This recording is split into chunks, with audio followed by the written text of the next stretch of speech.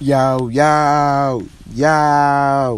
What's good, everybody? Today's date is November the 1st, man. We about to get November started off right. This is not going to be a picks video. This is going to be more of a tips video. What I'm going to do for tonight or for today, I'm not going to come out with a picks video because, you know, one thing, and I hate that I'm even talking about this, but I've been getting exposed to more people, and I'm starting to get, I guess you would call them haters. And I want everybody to know that actually rock with me and watches my videos and appreciate them. Thank you for your support. And the people that still watch my videos but always have something negative to say, I just want you to listen to it, man, because I know you're going to be watching. The reason I make these videos is to try to give people an idea of how I build my lineups for that night. I don't care how good you think you are. I don't care how much work you put in. You're not going to win every single night. So, of course, I am going to be wrong on some of my picks. Last night, totally wrong. Buddy Hield, totally wrong. I had George Hill. He was part of the blowout. He was doing okay. But, you know, that's not what we're looking for, man. My expectations of that game was that it would be a lot more competitive. I thought there would be more scoring, especially on the Sacramento side of the ball. And, you know, it just happened. John Henson, I was wrong. It was a blowout, man. Like, these things happen. But I want you to know that I'm super transparent. I try to be as honest as I can be. And I want to put out nothing but good content, man. Why would I put out videos of picks of players that I don't want to do good? These are people that I use in my lineup, man. And that would just be a complete waste of time if I was doing that. So what I want to do today, I'm not going to give you my top 5 picks. Y'all going to rock with that tonight. Y'all figure it out. But what I do want to do is explain my thinking and my logic when I'm building a lineup. So for tonight, we don't have much news yet. But the value that we do have, I want to attack that. I want to go. That's the first thing I look for when I make a lineup. I look for value. I look for opportunity. I look for which players are priced the same, who will see more minutes than what they're used to seeing. So that's going to bring me straight to this Utah and Portland game, because we got news that Joe Johnson is going to be out for like 3 weeks. So I'm going to go ahead and knock in Rodney Hood, and then I'm going to go right back and knock in Joe Ingles. Right? So that is 2 mid-tier players who normally see a good amount of minutes, who will get more opportunity to be out on the court since they lost one of their rotation players. So I am going to look for these 2 guys to kind of anchor my lineup, and I have one more from Utah. And I'm going to get the whole minute spread. And that's going to be Mitchell. He's the rookie.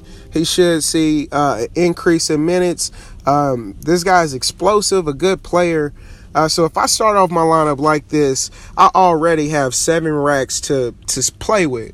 That's one thing you want to do. When you're starting off your lineup, I try to get that average, the average remaining salary for a player. I try to get it up. I know a lot of people will start off by plugging in the stud that they really love. I kind of let the studs come to me. I would go to power forward, another value play that I know right now. Like, it's early. It's 8:18 in the morning right now. We know Ilyasova's going to be out, right? So I'm going to look at John Collins. The man has been seeing the minutes. With no Ilyasova, he should get more minutes, so I'm gonna plug him in. If you wanted to, you could go right back to Atlanta. I don't know if Muscala's gonna play. They say it's probable, so he'll be in there. But the minutes rotation from the center and power forward in Atlanta will be Mike Muscala, it'll be John Collins, and Dwayne Dedmon. So you can pick which one of these players you want to play. All of them are in play. I'm not suggesting playing all of them, but even though they all could go off, that could be a very risky play to play all of them, because more than likely one of them's production will go down. Too many people, everybody can't thrive is what I'm saying. But all of them could hit value. Now, I will say that all of them can hit value, but the chances of all of them having a good game is unlikely. But this is just example of early value that I have already, man. I went to sleep knowing this value, so I could plug that in. If I wanted to rock with this as my starting 5, and then look at the options I got when it comes to getting these studs, I could get pretty much whatever stud player I want. So I would figure out my number 1 stud. I like to go to utility, look at the highest price player, Giannis. I think I'm going to pass on him. He's coming off the back-to-back, and his price is just a little too high. DeMarcus Cousins in a pretty good spot.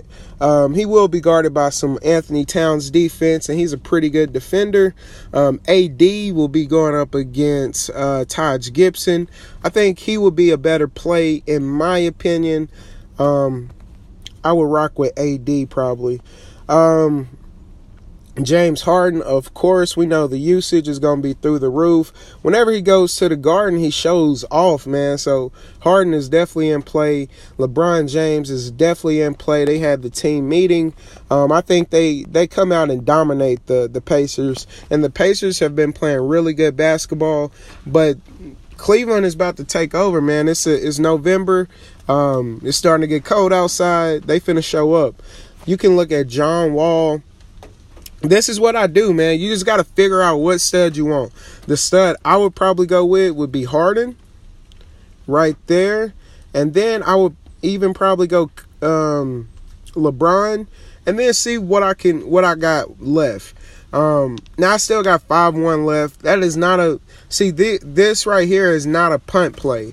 This is still a mid-tier player. I can find many of people. Jared Jack, Mike James had an excellent game yesterday. He's in another uptick, fast-paced matchup. You can look at D-Wade. That's what I'm going to do, just because it makes it a little better. I'll put Harden right there. So my options are a little more open. There we go. Now, TJ Warren, boom. And that could be a lineup, man. That's a simple way to build a lineup.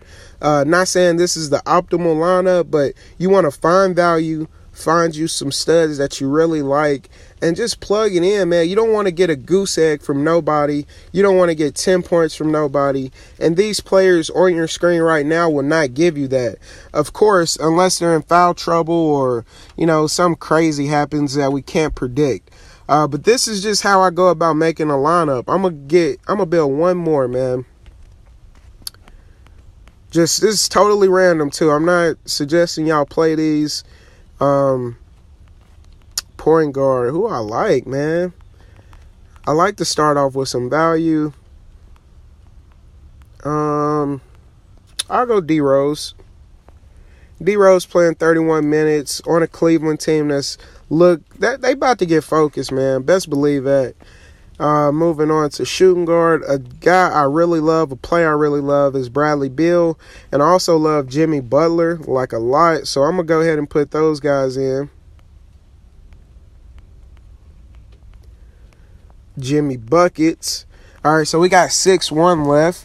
So we don't have to go extremely value players, but we can I try to spin underneath what I have left, so my total keeps rising. So we'll go right back to Rodney Hood, right? And then we got 6-4. I wouldn't hesitate to lock in Harrison Barnes. Y'all know I love that guy. He's a very excellent player. Number 1 option on his team. 6-6 left. Who we looking at? Domantas Sabonis has been balling. A guy who I would honestly play that doesn't look like a super pretty play would be Robin Lopez. Especially if we get no Whiteside, he's definitely in play. So we got 7-1 left. I'm going to still try to spin underneath that. Who we got? I think Tatum is in a really good spot, man. One thing about him, he's super consistent. He is yet to have a bad game. The man is he's a boss. Even if he's not shooting the ball well, he rebounds and steals the ball so much that he'll get to his value. So I like him in a fast-paced matchup versus Sacramento. And then we got 8-1 left. Now, this is where now if I had my other lineup and I had Collins and Dedmon in, I wouldn't hesitate to throw in Embiid just to get a little game set going. But since I don't have that build in this one, I'll go more of either Booker or DeMar DeRozan. We know DeMar DeRozan gets buckets. He will be shooting the ball. So I'll go ahead and plug him in. And that's another example of how to build a lineup. I'm not taking a lot of chances. As you look at my lineup, I'm not taking a lot of chances. The cheapest player I have is Derrick Rose, and he's the starting point guard for the Cleveland Cavaliers. And this is what I do. I don't know how we end up building lineups, but this is what I want to do. I just want to give you examples of how to build a solid lineup. One thing that I feel like a lot of people do is this right here, man. They'll start off like this, and then you have 3-2 left to build a good lineup. That is not going to work out. You can try your hardest, man. You can look for whatever you want, man. I think he'll get minutes at least. Once we get down to this point where we're just hoping a player is in, that's not the lineup we want. We want an optimal lineup, a safe, secure lineup with a nice floor, man, just so we get to the green line, and then we kind of construct our lineup to have upside as well. You want to build your floor first and then shoot for upside. You don't have to do upside first because that can totally kill you. Hopefully y'all found this helpful, man. I'm just trying to help y'all get to the green line, man. It's all good for anybody who has anything bad to say. I still appreciate you watching at the end of the day. And for those of you who rock with me, I appreciate the love. We're going to start off November right. Hopefully y'all get to the green line tonight. And I take the bullet on yesterday's slate, man. One thing about me, I am very honest, man. I was dead wrong yesterday. I didn't win nothing. I was sitting up there like, dang. It was an early night for me. But it happens, man. You can't let that get you down. And that goes into bankroll management, man. We got to make sure we're not betting too much. And we got to stay consistent, man. Trust the process. Get to the green line. Bless up, man. Y'all have a wonderful day.